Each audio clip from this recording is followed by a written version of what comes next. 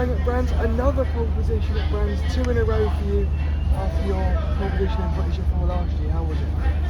Yeah, obviously very, very tricky. This track is definitely one of the hardest to get a lap right, and you know, I got it right in my first attempt and then couldn't get it right again. So, you know, it was obviously, to be on pole's good. I wanted double pole, but you know, I'm not too disheartened to be P2 for race 2 as well. So, yeah, we'll see what we can do in the race. Last year, Ollie Gray said that you were extremely fast in the middle sector. Is it the same this year? Very quick in the middle sector? Yeah, I think I was purple by something like 2/10 in the middle sector. So it's just where, you know, you need the car underneath you, and you just got to know what you're doing around there.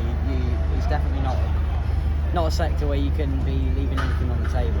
You know, I went off. I did my best lap and I went off the next 3 laps trying to get it right again. And that's just how much I laid on the table for qualifying. And you know, I was prepared to put that car in the wall if it meant I was going to be on pole. So, you know, we didn't.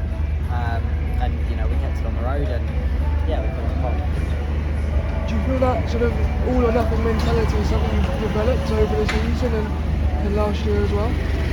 I think the all or nothing thing I've always had, but the problem is that I never knew when to be all or nothing. So, you know, now I've learned when I need to pick my moments, things like that, and I know when to, you know, absolutely launch it into corners, stuff like that, and I know when to, you know, save a little bit back, and that's what I've been doing the whole of the weekend. I hadn't really fully gone for it in the middle sector, purely one because I didn't want to show my hand and show what I had, but also it's just so risky. I mean, like I say, I went off so many times in qualifying trying to get it right, and it could have very easily gone in the wall. So, you know, it's one of those where I just laid it on the line, and it went to plan.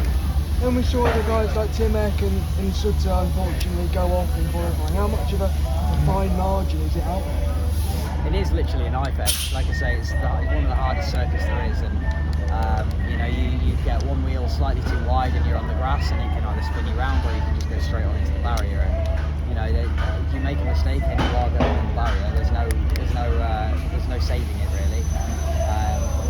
You know, I got very lucky where I ended up going off, because I could just about keep it on the barrier and get it back on again. But you know, going off is what cost me double pole today. And to be honest, quite disappointed with it, because I know I should be. But hey ho, it's not the end of the world. It is definitely very tricky around here, and it's very important to know where the limit is and not to overstep it. And where did you go off, and how would you find where the limit is? Well, I don't know the corner names, which is a little bit of a problem, but all the way around the GP loop, I basically went off on every single corner there.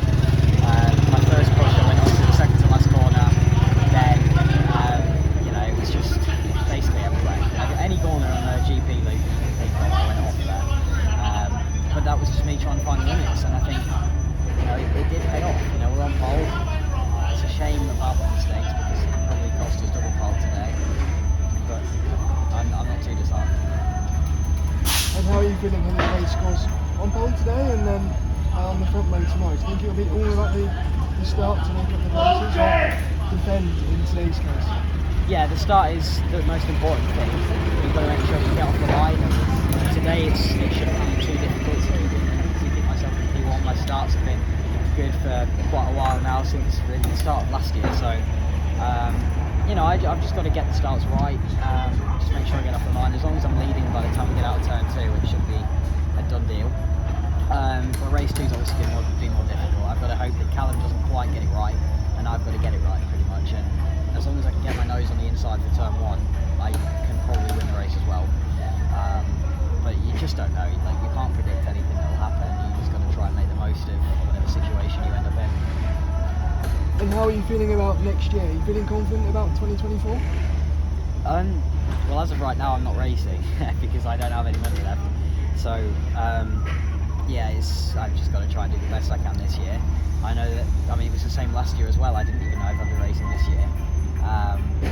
And to be honest, this year it's been tricky getting the budget, and I don't think we have much left to play with, and I definitely can't make the step up to F3. So, you know, I've just got to do the best I can to try and win it this year, win GB3. And if I do that in my first year, you know, that's quite a big step for me in my career. And it will give me that opportunity for Formula 3, and